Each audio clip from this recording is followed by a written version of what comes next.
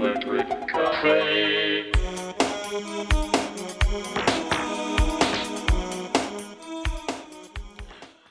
Hey everybody, welcome back to Electric Cafe. Today is day number 27 on my 30 days focus on 60s, 70s, 80s, new age, ambient, experimental, and space rock music. Today's album review is on Patrick Bernhardt's 1990 album called Atlantis Angelis.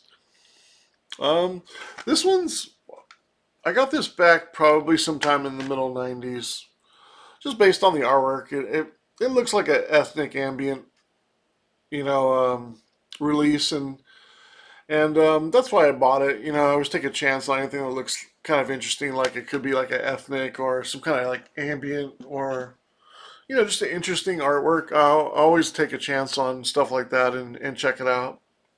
And I'm probably a little bit out of my league in reviewing this, or this album is a little bit out of my league in reviewing. I don't know a lot about kind of healing music or spiritual music in this respect.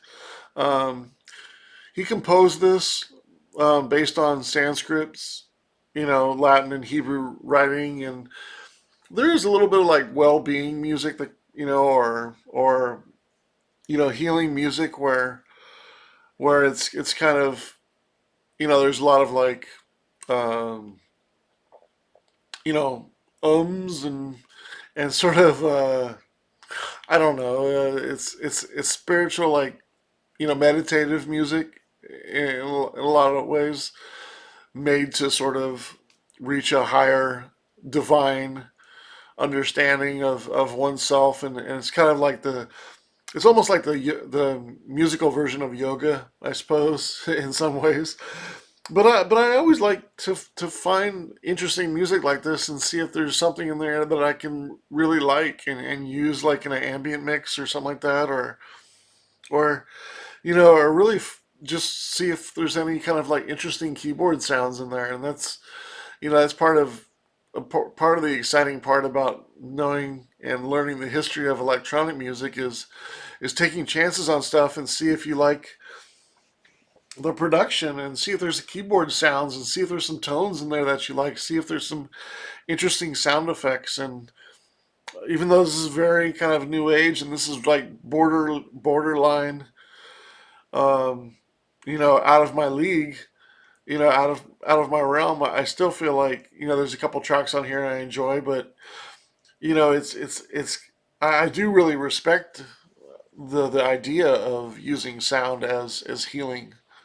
I think it's fascinating. I think there's a lot more to be discovered when it comes to using sound and um, how it subliminally works on your body and your spirit and just your overall personality. You ever notice like the people that are on edge or high energy or stressed out or just not in generally they're always like on the edge, right? It, and it's not even really stress related. It's just like who they are. It's just like, and everything can be organized, and for the most part, um, their life is going fairly fine as most other people's are, but they're still on edge about everything, and they just never relax. Like, you ever notice those type of people? Like those people, those are the people that need music in their life.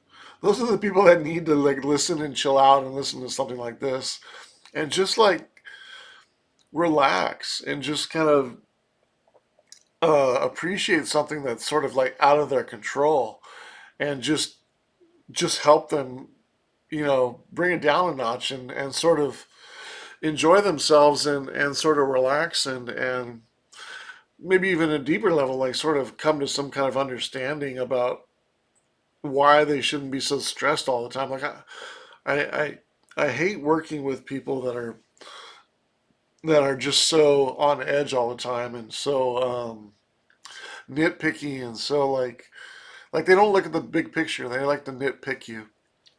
I was working I worked at this record store recently, and the owner was so so volatile that it wasn't like you did things wrong and he would get upset. It's like you didn't do things his way and he got upset, even though he didn't tell you the way he wanted things.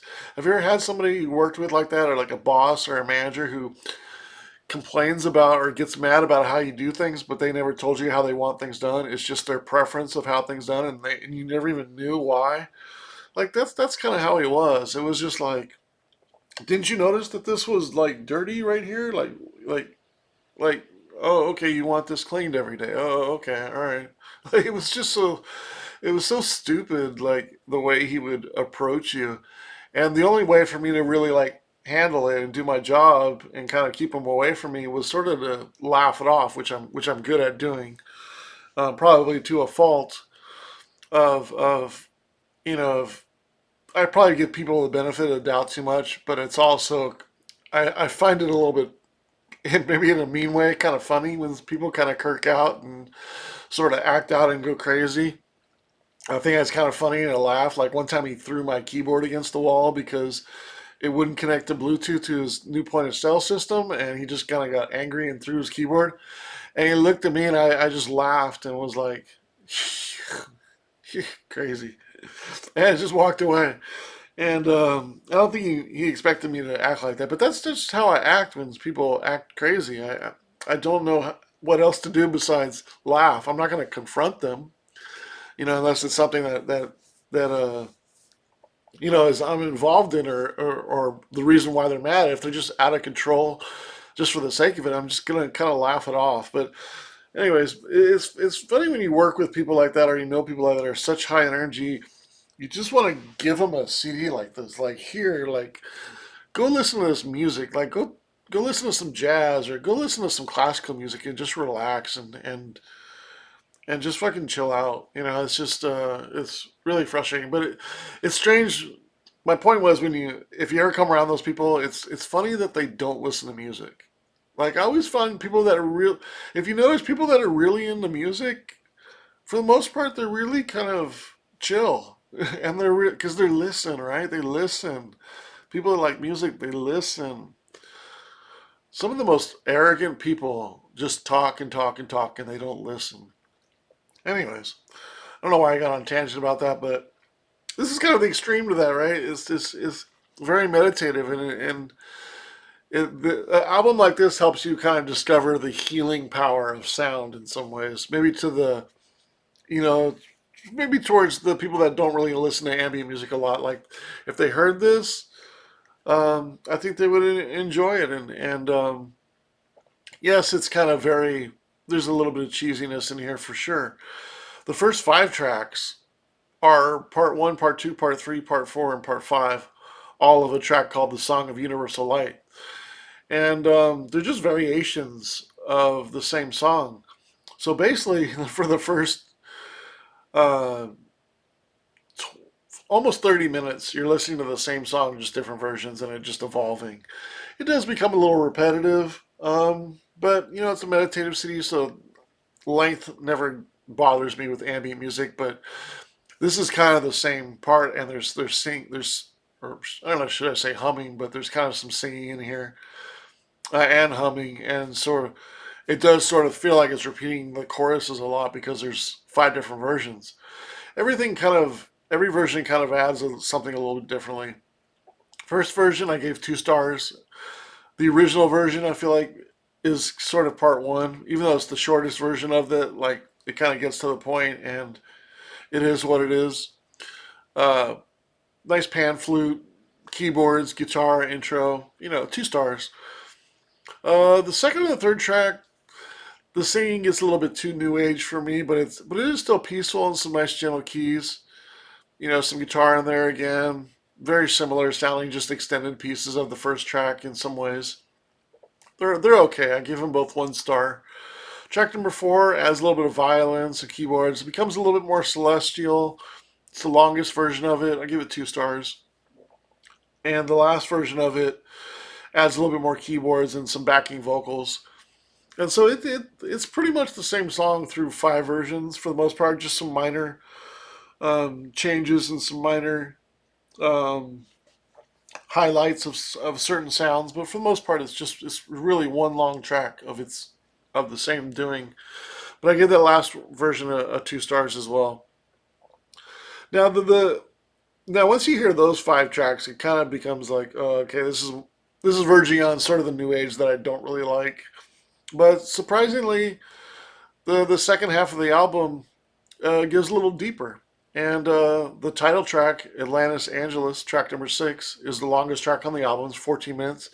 It's deeper. It's got a little bit more little bit more minimal going on, and less cheesiness. And so it's got some nice keyboards for the time. I give it 2.25 stars. And then my favorite track is track number 7, Harmony of the Ohm Spheres. So there's obviously a lot of meditative Om in it.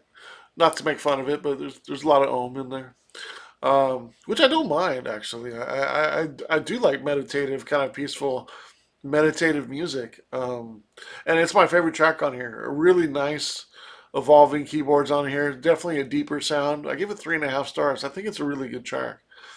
If there's any track on here I would use for a mix, it would be that one. And then the last track called Transcendental Transcendent Astral Voyage. That's all one word. Transcendent Astral. I don't know. I've never heard that word before. Transcendastral Voyage. I don't know. I've never heard that track before. Or I've never heard that word altogether like that before. It's strange. I guess he's just combining 2 words, because I've never heard anybody say that word.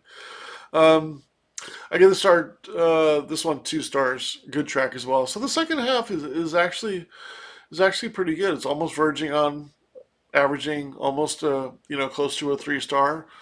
But overall, I give there's 15.3/4 stars divided by 8 tracks is a 1.96. So it's right around a 49 for me. But I give it a couple extra points just for being a good meditative CD. And for me, not really. Would I have bought it if I knew it was a meditative CD? Probably not. But I probably would have still listened to it once to see if I liked any keyboards. But considering that, I did buy it, and I was surprised to hear, that it does have some good keyboards on here. And I think it does the job for what it is, although I think the first half is a little repetitive. And I'm sure most people would think this is kind of cheesy, but, I think when you think bigger picture of it, I think it is an okay album.